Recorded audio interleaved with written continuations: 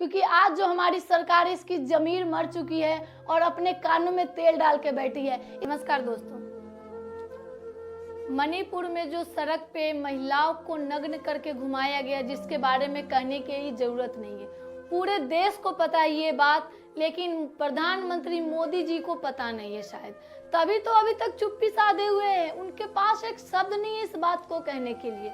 उनके मन की बात करने के लिए उनके पास टाइम होता है, मन की बात वो हमेशा करते रहते हैं वीडियो कॉल से या कुछ भी गोदी मीडिया के चैनल द्वारा, लेकिन आज जो मणिपुर में हुआ है उसके लिए उनके पास कहने के लिए एक टाइम नहीं है। यात्रा पे थे, क्यों मोदी जी, आखिर क्यों? एक ही देश में रह के और सौतेलेपन के व्यवहार क्यों किए आप?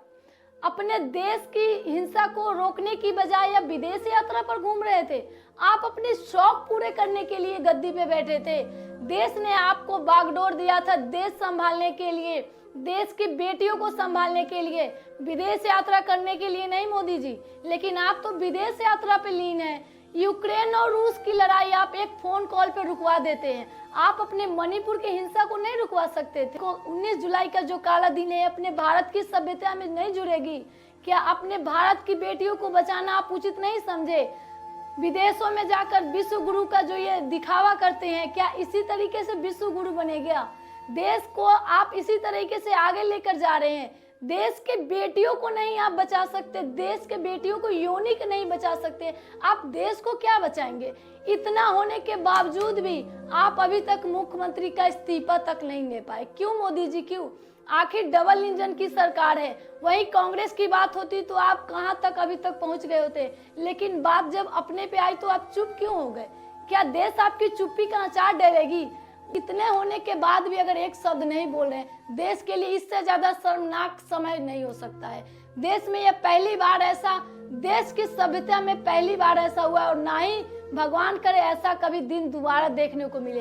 पूरा देश शर्मसार है। क्या आपको स्मृति ईरानी शर्म नहीं आ रही है? एक महिला होने के नाते भी आपको दर्द नहीं हो रहा? एक बेटी की माँ है आप, फिर भी आपको दर्द नहीं हो रहा? क्यों स्मृति ईरानी, क्यों ऐसा क्यों? एक ही देश में रह के सौतेलेपन का व्यवहार क्यों? देश के बेटियों के साथ इस तरह के व्यवहार क्यों? आप कम से कम अपनी चुप्पी तोड़िए। एक ट्वीट करके आप रह गई। एक ट्वीट करने से इतना बड़ा दर्द छुप जाएगा, रुक जाएगा? नहीं रानी जी, रही आप सिर्फ कहने की रानी हैं, लेकिन देश की रानियों को आप नहीं बचा पा रही है। आप अपने गद्दी को संभालने में लगी है और ये नरेंद्र मोदी जी विपक्षी को टारगेट करने में लगे हैं। अगर आप सही काम करते तो आपको किसी को टारगेट करने की जरूरत नहीं है। आप अच्छे दिन कह के आए थे, क्या देश के लिए यही अच्छा दिन है? क्या इससे भी बुरा दिन कभी आ सकता है देश के लिए? नहीं आ सकता है मोदी जी। आपसे ये उम्मीद नहीं थी। वाह वाह मोदी जी वाह। क्या आपने देश के लिए जो ये दिन लाया है, पूरे भारत के इतिहास में इस दिन को दर्ज किया जाएगा काला दिन के नाम से, और ये आपके राज में हुआ है। आपके डबल इंजन के सरकार में पढ़ाओ और बेटी बचाओ के नारा लगाते थे। आप बेटी की योनियों को नहीं बचा सके, आप बेटी के कपड़ों को नहीं बचा सकते, बेटी के वस्त्र को नहीं बचा सके। आप देश को क्या बचाएंगे?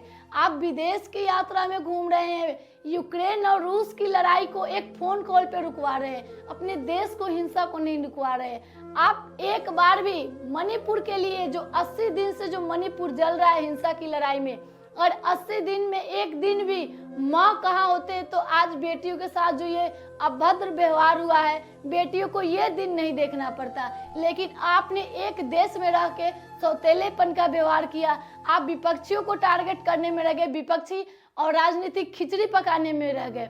दोस्तों, अगर मेरा बात सही है तो वीडियो को शेयर कीजिए और चैनल को सब्सक्राइब कीजिए, लाइक कीजिए और उन लोगों तक पहुंचाइए जिसका जमीर जिंदा है, क्योंकि आज जो हमारी सरकार है इसकी जमीर मर चुकी है और अपने कानों में तेल डाल के बैठी है। इनसे उम्मीद करना बेकार है। आप लोग ही उन बेटियों के सहारा बन सकते हैं। वीडियो को ज्यादा से ज्यादा शेयर कीजिए। मिलते हैं किसी अगली टॉपिक पे, तब तक के लिए जय हिंद, जय भारत।